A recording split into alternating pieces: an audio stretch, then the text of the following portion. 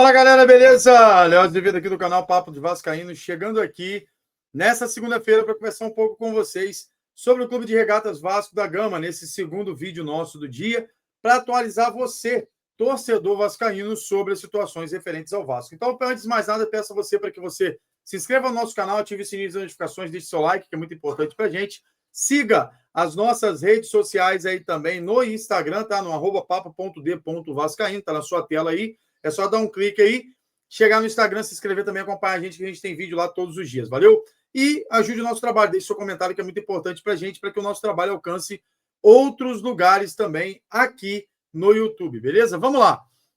Ontem a gente teve o jogo do Vasco, né, com o São Paulo, mas fato é que não dá para a gente julgar o Diniz ou falar mal do Diniz, que elevou tanto o nível desse time, obviamente com as peças que chegaram, mas muito com o seu conhecimento em relação ao futebol.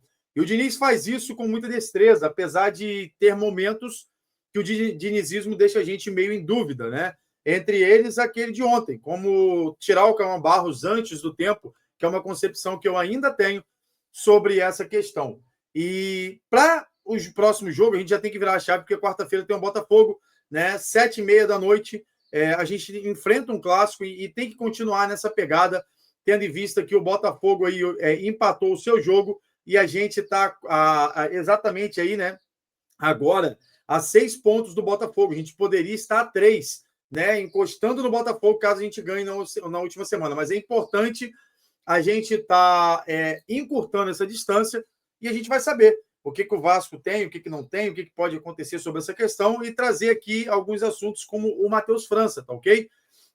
Desfalque para a próxima partida. A gente não vai ter 2 importantes reforços para o Vasco, que são fundamentais para que esse time titular do Vasco funcione, que o Nuno Moreira e o Paulo Henrique. Léo, por quê? Terceiro cartão amarelo, tá? Ontem eles tomaram o terceiro cartão amarelo, estão suspensos do próximo jogo, e isso a gente tem que ter ideia de que vai fazer muita falta para o Vasco no jogo contra o Botafogo, principalmente o PH, com aquelas investidas, né, dele ali sobre a questão de chegarem de fundo, de associação com o Ryan, tocando bola ali, chegando, avançando bastante, e o PH sempre faz bons jogos com o Botafogo.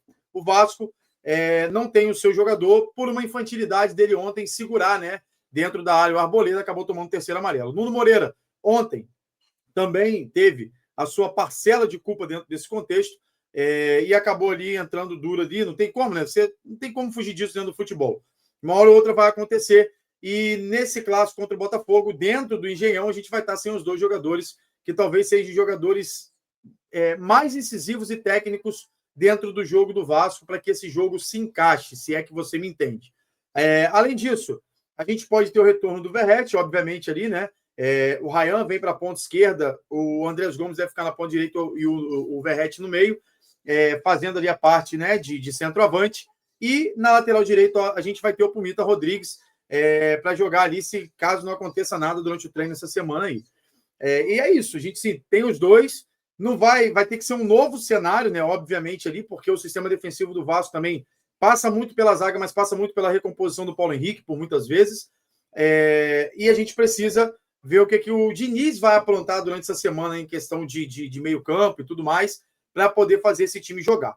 Cauã Barros e Tietê deve ser a dupla de volante titular, obviamente, e nesse contexto, eu pensei uma outra situação aqui. Se o Diniz talvez colocasse até também o Robert Renan na lateral direita, para ficar ali no lugar, na verdade, do Pumita, e jogasse ali, de repente, algum dos Lucas na zaga.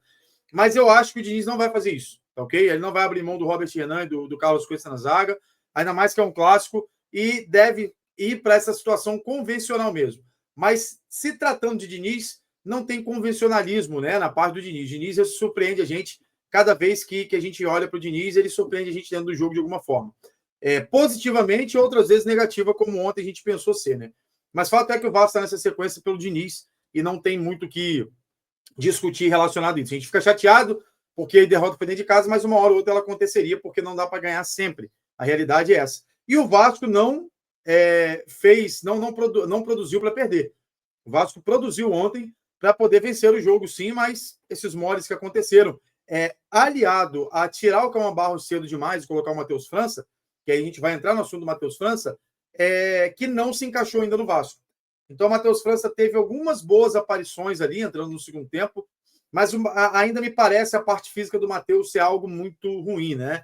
Eu vi um monte de página falando do Matheus, falando sobre essa questão, mas eu não vejo ele, esse jogador ruim que a galera fala, né? Eu sei que é muito porque ele veio do rival e foi criado na base flamenguista. Enfim, não tem como a gente tratar o Matheus dessa forma. Ele veio por empréstimo, ele vai ser utilizado porque foi um dinheiro alto, não tem para onde você pensar também, pô, mas tem um Cocão, mas tem um Garré.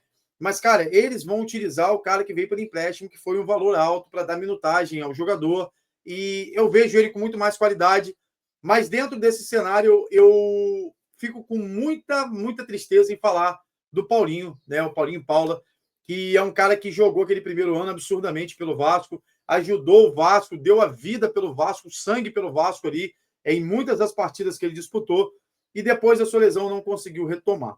Léo, por que ele não conseguiu? Não sei se foi por falta de confiança na lesão, não sei se foi por falta de minutagem, não sei se foi por falta de... como eu posso falar para vocês, da questão de também perder um pouco de espaço com essa chegada de volantes ali. Mas ontem eu acho que seria um cenário, se ele estivesse bem fisicamente e correspondendo aos treinamentos, dele ser colocado. Eu acho que ontem ele poderia ser um desses caras, né, de contenção ali, talvez ali, e até de ajuste para acelerar o jogo. Mas nos jogos que o Paulinho entrou também, o Paulinho não retribuiu. Então, eu sinto dizer a vocês, mas eu acho que a passagem do Paulinho está muito perto de chegar ao fim no Vasco da Gama. Né? A não ser que o Diniz recupere esse jogador e que ele queira ficar no Vasco.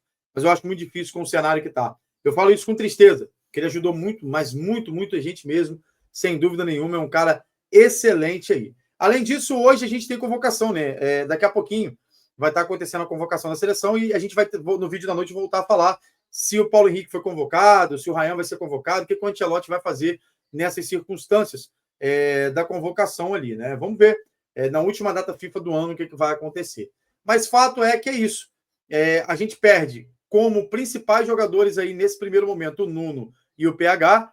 Eu acho que o PH nesse primeiro momento vai fazer muito mais falta do que o Nuno Moreira, né, no sentido de substituição, porque quando você joga o Verratti para o meio e você tem o Ryan na ponta no lugar do Nuno, ou o Gomes no lugar do Nuno, eu acho que o Vasco consegue funcionar também ainda na parte ofensiva. Mas na parte defensiva, o Vasco vai ficar ali sim com um déficit, tendo o Pumita, que fez bons jogos pela lateral esquerda, tá ok?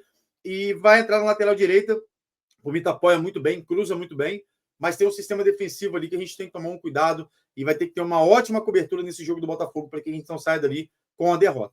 Esse é o vídeo da nossa tarde. Espero vocês no vídeo da noite e quero a sua opinião. Você acha que o Matheus França vai engrenar no Clube de Regatas Vasco da Gama?